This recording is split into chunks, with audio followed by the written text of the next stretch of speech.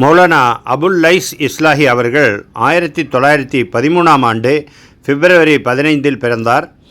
தலைமைத்துவத்துக்கும் வாதத்திறமைக்கும் பெயர் பெற்றவர். 1944இல் ஜமாத்தில் உறுப்பினரானார். நாட்டு பிரிவினைக்கு பிறகு மீதமுள்ள உறுப்பினர்கள் ஒன்று சேர்ந்து 1948இல் அலகாபாத்தில் 2 நாட்கள் நடைபெற்ற அந்த உறுப்பினர்கள் அமர்வில் முதல் அமீராக தேர்வு செய்யப்பட்டார். 1972 வரை அப்பொறுப்பில் தொடர்ந்தார்.